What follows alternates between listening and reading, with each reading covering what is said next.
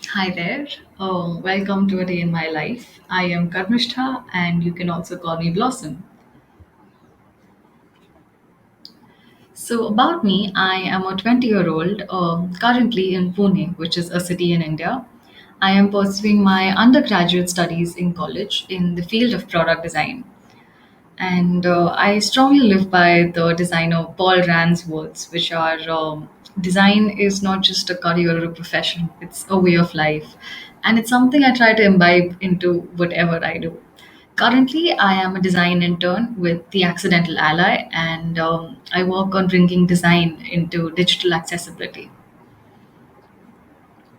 So, my everyday activities, on most days, you'll find me absolutely stressing over the things to do until they are perfectly done.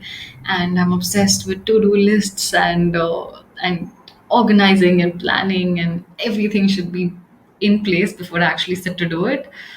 And honestly, my day just goes by. I don't know what I do in the rest of the day. And what I'm good at, I really think I am good at deep diving into problems, and I scrounge for whys and whats and why that's happening, and I don't really settle for answers that easily. The second thing I think I'm really good at is being friends with inanimate objects. I'm often just sitting around looking at my room, making friends with my mouse, my book, my door handle, trying to make stories out of it. And I think I try to bring those conversations to life by doodling them out on paper. The third thing I'm really good at is probably sleeping through an apocalypse. I sleep so well, and my sleep is so deep every single day. I don't think I'll wake up through an apocalypse either. And how I use the internet. So I mostly use the internet for my work, which involves academics, assignments, other kinds of research that I do during my day. I also use the internet to organize and plan my work. Sorry, I live next to the train tracks. I use the internet to organize and plan my work. I use something called Google Keep and Google Calendar, which helps me do the same. I also use the internet a lot for group collaboration on projects, be it platforms like Zoom or Google Meet, or collaborative platforms like Miro and Google Jamboard. I also use it to watch movies and TV shows. And when I say TV shows, it's mostly just Schitt's Creek that I watch over and over and over again. I also watch a lot of Anaconda videos on YouTube, Nat Geo Wild. Oh, I love reptiles, and I find it really soothing to watch those. And I also occasionally use it to stalk my exes, but I think we can keep that a secret. Apps and websites I use regularly. So I thought of dividing this because I think the requirement is very different. So for work, I generally use the Google Suite, and I use a lot of WhatsApp, Slack, and LinkedIn for communication. With regards to work. I also use LinkedIn for professional networking, Zoom, Miro, again platforms like I mentioned for group collaboration. I use the Adobe Suite a lot. They also have a lot of blogs and online plugins and extensions we can use to enhance our work as designers. I use something called GPay, which is Google Pay, a lot again for my payment purposes. Very convenient. I also use Doc Scanner, which is, I think it's called Cam Scanner, the one I specifically use, but it's essentially a document scanner that helps me scan any sketches or doodles that I make and convert them to a digital medium so that I can share them with others. It's pretty convenient. And I also use Autodesk a lot. I use Autodesk, Fusion 360, and other softwares that help me with my product design related work. Coming to leisure, I use a lot of social media apps like Instagram. Okay, I only use Instagram. Yeah, Instagram and WhatsApp mostly. And I watch use a lot of streaming as well. So Netflix, Prime Video, Disney Plus, Hotstar. I use Spotify for music, and occasionally YouTube. Oh, I use Reddit. There's another social media platform. I play Ludo King every day with my family, so I think that's something we all use every day. I also use Strava occasionally when I do go cycling. I use something called ukulele tuner, which helps me tune it every time I sit down to play. And I use Amazon to um, shop online. Oh, I forgot Swiggy. Swiggy is a food delivery app based in India, and I order a lot of food, so I use a lot of Swiggy. All right. What I love about technology, I think the thing I love the most is what's happened over the past few years, where it's become so efficient to link multiple devices over cloud computing. I can have something on my laptop and on my phone and on my tablet, and it's so convenient to, because it's accessible anywhere at any time, at any place I am. And yeah, secondly would be the access to free knowledge, just the fact that I can Google something I don't know, and there's a lot of information available that I can imbibe. If I had to do this 20 years ago, I'd have to go to a library. So I think that's something that I absolutely love about the power of technology.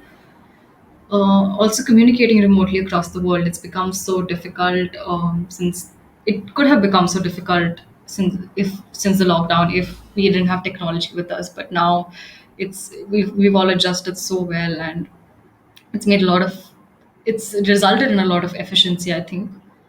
I also use a lot of different tools for visualization, which is something technology allows me to do. I think it pen, paper, sketching, hands-on stuff sometimes gets limiting, but I think when you're open to the digital world, there are infinite possibilities and combinations, permutations of what you can do with your design. So I think that's another great thing. Part of customization, which also adds to the linking of devices. I can customize something based on the colors I like, based on my efficiency. I can rename shortcuts according to what suits me, and I think that's it's so good, right? We can all customize based on what suits us. It majorly improves productivity, and of course, free knowledge. And when I say knowledge, I don't just mean work related knowledge, but any kind of knowledge. Like the other day, I was googling something about where the outfits from Schitt's Creek come, and landed up reading something about a fast fashion store in Canada, and it's amazing how you can be introduced to so many new things completely away from your domain using technology. What I dislike about technology, I think one of the most important things is something I really don't resonate with is the cancel culture that's come up, and we're on the pretext of activism, we're constantly sort of socially excluding people because of something they might have said. And I don't think that's the right way to go ahead, because it damages people's mental health and careers forever. And it's not necessary that they would. I think we all have inbuilt biases, and that's something we should work on together rather than just canceling out people. So that's something that has come up that I really don't like. Another thing is the uncontrollable addiction it brings. I mean, I don't think I need to talk about this. The comic here talks about it as well. We just mindlessly scrolling all the time without realizing that we've spent an hour on Instagram. This also helps result in compromised family time, which my mom is often telling me things, and I just don't realize she's speaking to me because I'm so engrossed in my phone. So I think that's another downside of technology, along with, of course, all the biological hazards it brings to be sitting in front of a laptop screen for 12, 13 hours a day on your eyes, your spine, and so many other things. How do I want to change the world? I think the most important thing is helping people question thoughts, actions, superstitions we so easily accept. We shouldn't accept anything. We should ask why something is happening, why something has been given to us, why something is not right. And I think that helps bring new ideas to the table. I think the second thing I want to do to change the world is solve problems Google can't answer. And I think we objectively have a lot of answers that Google gives us, but subjectively going into people's thoughts, emotions, I think is so important to change the world, because you recognize problems that exist but don't necessarily have solutions yet. Like Baby Yoda, who does not have headphones accessible to him yet. I mean, look at that. We need better headphones. And Yeah, I think using the power of visual storytelling to tell important stories is another thing I want to do to change the world. I think it's so powerful to tell stories visually and catch people's eye to things they'd never thought about before.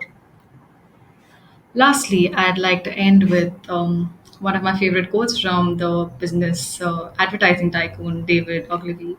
The best ideas come as jokes. Make your thinking as funny as possible. I don't know if you had a chance to notice the illustrations on all the slides before, but they were made by me for a personal project that I had started last year to. That was aimed at sort of it was a fun project that I took up to just develop my own communication skills. But now that I look back, it was really fun to do, and I still laugh at them, and it's still very close to my heart because I think it created a lot of impact, and I think that's so important. I just wanted to end with that you know ideas are so important and they can take us a long way. So keep thinking, have fun, have a good day. I'll see you soon.